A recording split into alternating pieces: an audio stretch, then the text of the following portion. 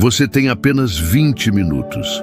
E se eu dissesse que você pode absorver a essência da história humana, o plano eterno de Deus e as chaves para a vida eterna em apenas 20 minutos? A Bíblia é o livro mais vendido e menos compreendido do mundo. São mais de 1.200 páginas, 66 livros, escritos ao longo de 1.500 anos. É uma narrativa de criação, queda, redenção e glória. Mas qual é a linha central que une Adão a Jesus e Gênesis a Apocalipse? Prepare-se. Vamos resumir a história completa da Bíblia, revelando o épico da salvação que mudou a humanidade. Este não é apenas um resumo, é a chave para entender o sentido da sua existência.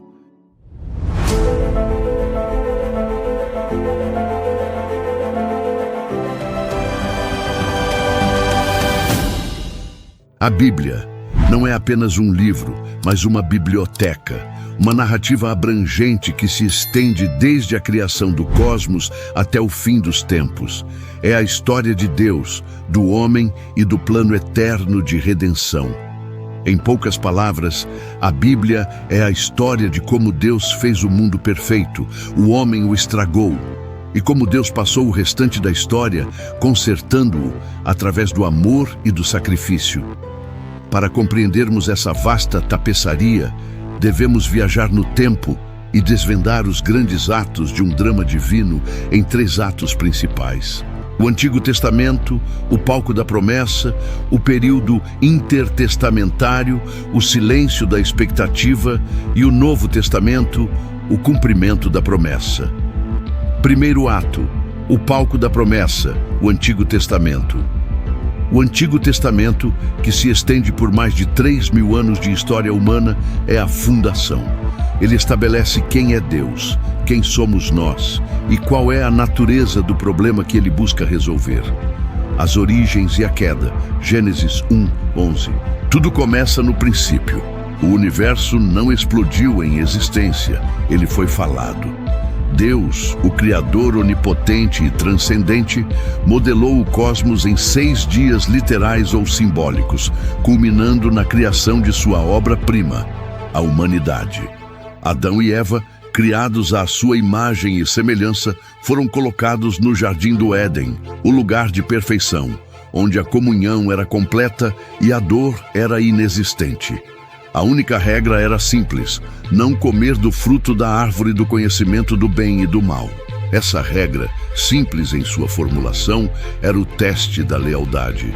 Mas a serpente, a astúcia encarnada do mal, semeou a dúvida. A desobediência não foi apenas um erro, foi uma rebelião, a rejeição da autoridade de Deus e a tentativa de autonomia moral. O resultado foi catastrófico. O pecado entrou no mundo, a maldição atingiu a criação e a morte, em suas muitas formas, tornou-se inevitável. Adão e Eva foram expulsos do Éden. O primeiro assassinato, o de Abel por Caim, logo seguiu. A humanidade decaiu rapidamente, culminando na corrupção total da terra, forçando Deus a intervir através do dilúvio. Noé e sua família representaram o novo começo. Eles saíram da arca para uma terra limpa, mas ainda marcada pela semente do pecado. A história da Torre de Babel demonstrou que, mesmo com a promessa de Deus e a memória da destruição, o homem continuava obstinado em construir seu próprio caminho, resultando na confusão de línguas e na dispersão dos povos. A humanidade estava fragmentada, perdida e sem direção. Os patriarcas, a semente da fé, Gênesis 12:50. Neste ponto de desespero e dispersão, Deus não destruiu a humanidade. Em vez disso, ele escolheu um homem, Abrão, vivendo em Ur dos Caldeus, para ser o veículo de sua redenção. O chamado de Abraão é o divisor de águas. Deus fez 3 promessas incondicionais: uma grande nação, terra e povo, bênção e, mais importante, que através da sua descendência todas as famílias da terra seriam abençoadas. Este é o alvorecer da aliança abraâmica. Abraão, apesar de suas falhas, creu em Deus, e isso lhe foi imputado como justiça. A história continua através de seu filho, Isaque, e de seu neto, Jacó, cujo nome foi mudado para Israel. Jacó teve 12 filhos, que se tornaram as 12 tribos de Israel.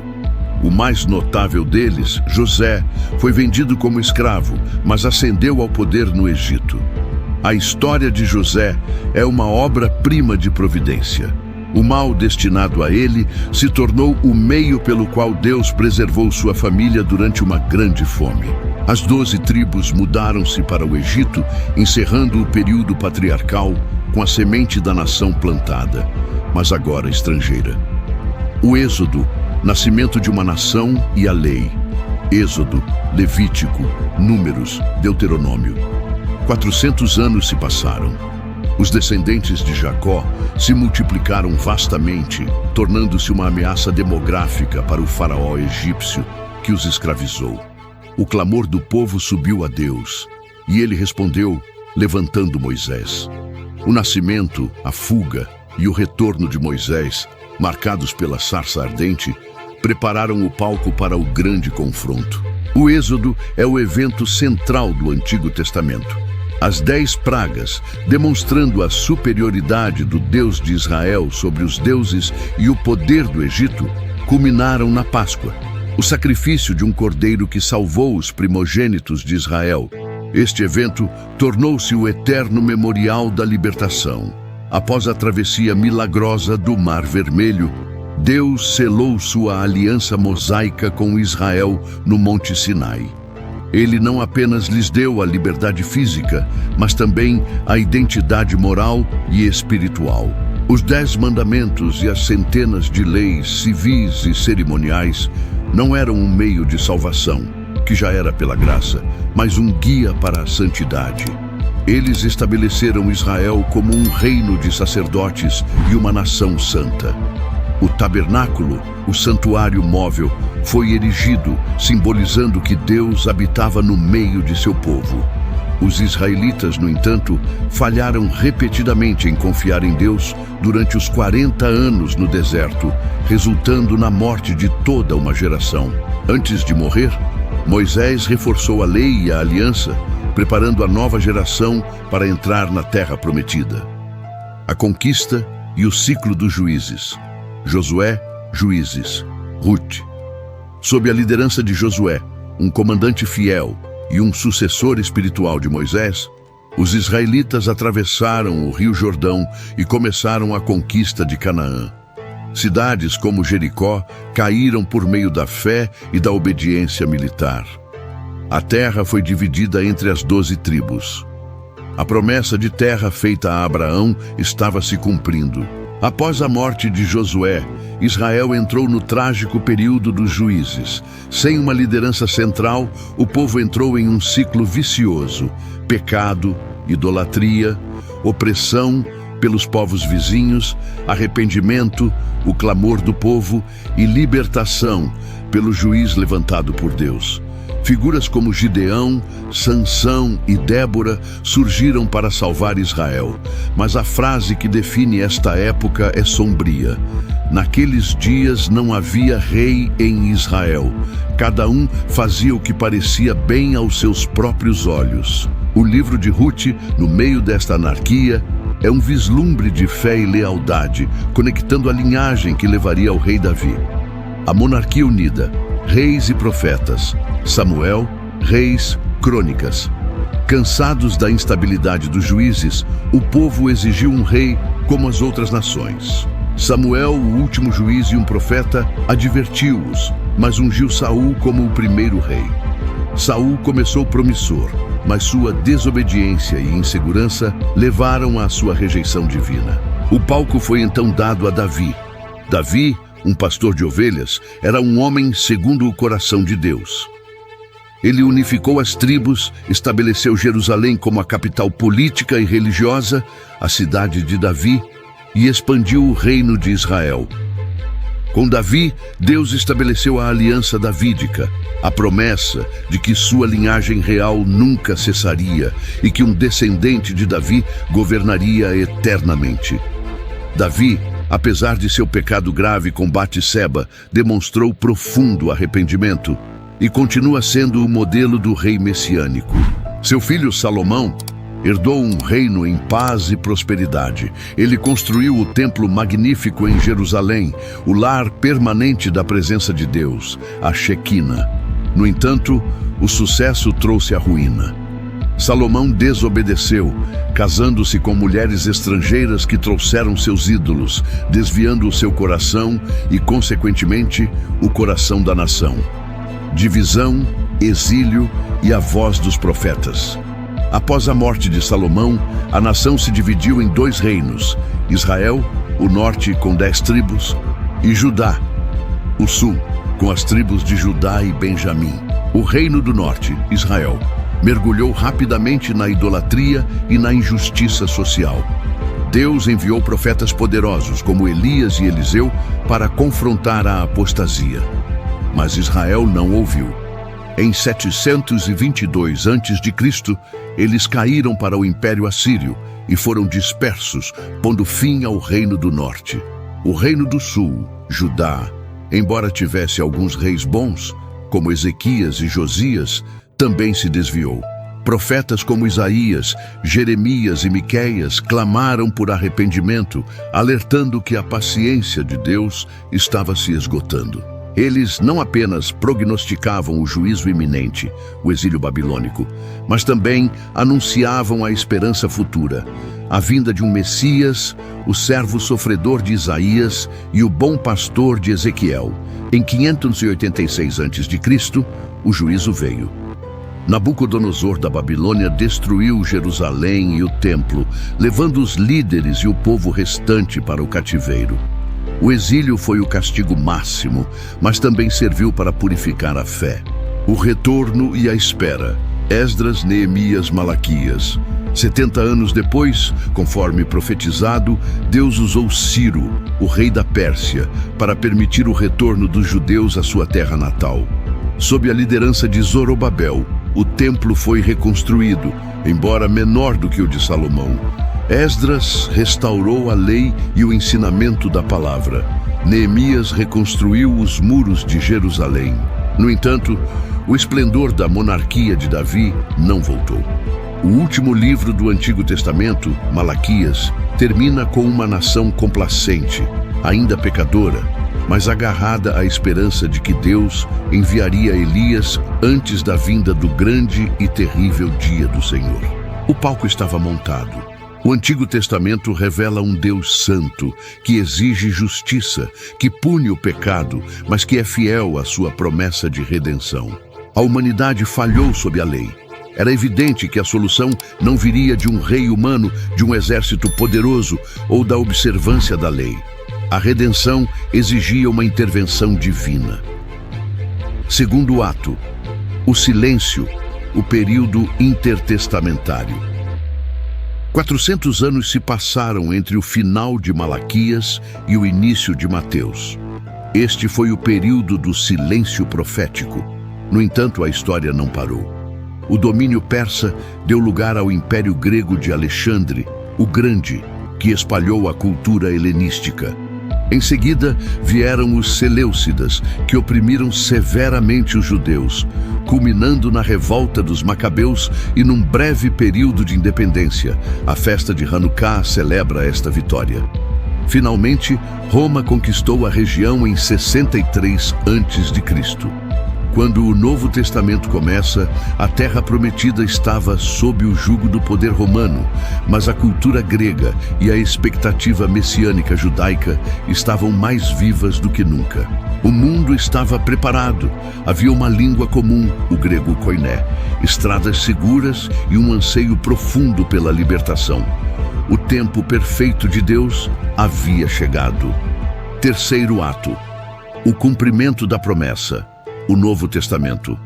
O Novo Testamento não é uma continuação da história judaica, é o cumprimento da história humana. Ele lida diretamente com a solução para o problema insolúvel do pecado, introduzindo o Messias prometido.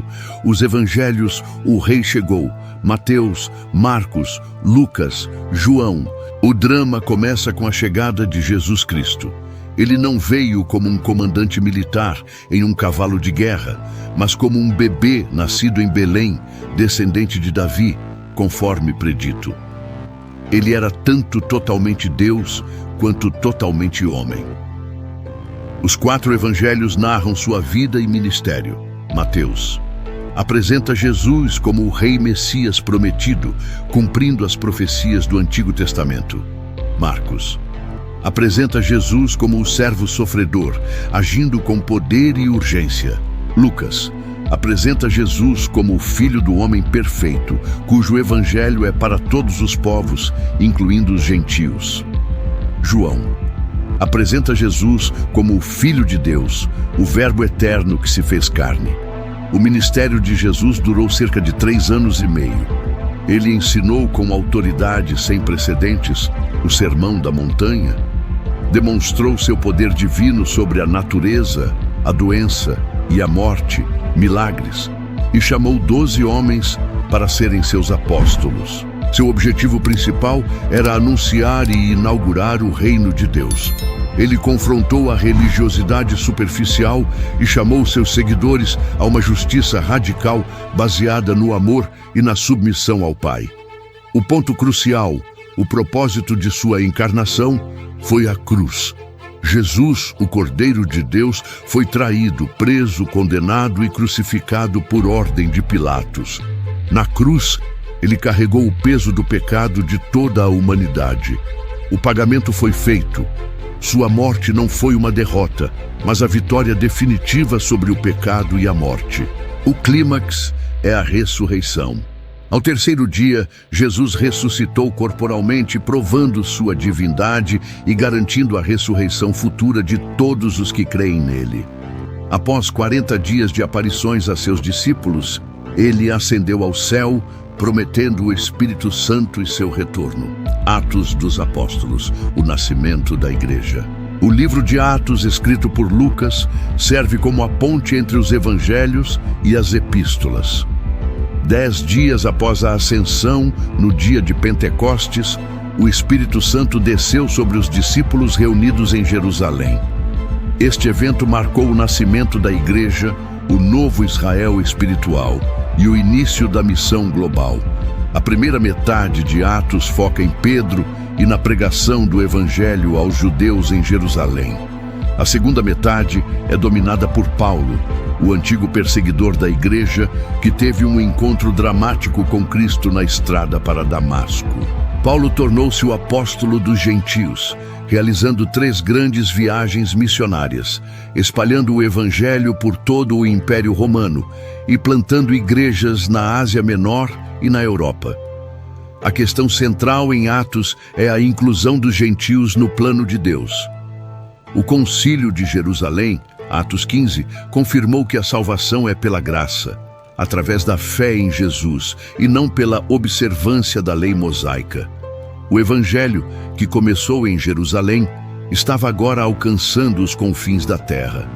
As epístolas, a teologia da Igreja. As epístolas, cartas, foram escritas pelos apóstolos, principalmente Paulo, mas também Pedro, João, Tiago e Judas, para pastorear e instruir as novas igrejas. Elas pegam as verdades históricas dos evangelhos e explicam seu significado teológico e aplicação prática. As cartas paulinas. Romanos é a obra-prima teológica, explicando a doutrina da justificação pela fé. 1 e 2 Coríntios abordam problemas na igreja, divisões e moralidade. Gálatas defende a liberdade em Cristo. Efésios detalha a unidade da igreja sob Cristo. Filipenses é um chamado à alegria e humildade. Colossenses exalta a supremacia de Cristo. As cartas pastorais, 1 e 2 Timóteo Tito, instruem sobre liderança e ordem na igreja.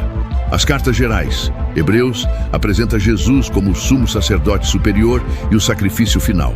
Tiago enfatiza que a fé genuína se manifesta pelas obras. 1, 2 e 3. João focam no amor fraternal e na verdade. 1 e 2. Pedro alertam sobre o sofrimento e os falsos mestres. O tema unificado das epístolas é como os redimidos devem viver em um mundo caído enquanto esperam o retorno de Cristo? A resposta é clara: em santidade, amor e serviço mútuo. Apocalipse, a consumação da história. O último livro da Bíblia, escrito pelo apóstolo João enquanto exilado na ilha de Patmos, encerra o épico divino. Apocalipse é uma revelação profética e simbólica da soberania de Deus sobre a história, o triunfo de Cristo e o destino final do homem e do universo. O livro começa com cartas às 7 igrejas, repreendendo e encorajando-as. A partir do capítulo 4, a cena se move para o céu, onde a adoração a Deus e ao Cordeiro é incessante. O Apocalipse descreve a batalha cósmica entre Deus e as forças do mal, Satanás, simbolizado pelo dragão e seus agentes, simbolizados pelas bestas. Ele detalha as tribulações que virão sobre a terra, culminando na volta gloriosa de Jesus, a segunda vinda. Cristo virá como juiz e guerreiro, derrotando o mal de uma vez por todas, a batalha do Armagedon, e Satanás será lançado no lago de fogo. Segue-se o julgamento final, onde todos os mortos serão ressuscitados e julgados de acordo com suas obras, e se seus nomes estão escritos no livro da vida. A Bíblia termina como começou, com perfeição. Não o jardim do Éden restaurado, mas algo maior, a Nova Jerusalém, descendo do céu para uma nova terra. Deus habitará novamente com seu povo, e as maldições do Gênesis serão desfeitas. Não haverá mais pranto, nem dor, nem morte. A história da redenção estará completa. O plano de Deus de ter uma família que o ame e o adore estará plenamente realizado na eternidade. A grande mensagem unificadora. A Bíblia, da primeira à última página, conta uma única história de aliança e graça. Desde a promessa inicial de um redentor feita a Adão e Eva, passando pela promessa de terra e descendência a Abraão, até o reinado eterno prometido a Davi, cada aliança aponta para um único ponto focal: Jesus Cristo. O Antigo Testamento é a promessa. O Novo Testamento é o cumprimento. A lei revela nossa necessidade. A graça em Cristo oferece a provisão. A Bíblia é, portanto, o mapa de Deus para a humanidade, revelando não apenas quem Ele é, mas também o caminho de volta para a comunhão perfeita que foi perdida no Éden e restaurada na cruz. Ela é a história da fé movendo montanhas, revelando o caminho para a vida eterna e o convite aberto para fazer parte deste épico de salvação. Este é o livro que detém o poder de transformar vidas, pois é a própria palavra de Deus.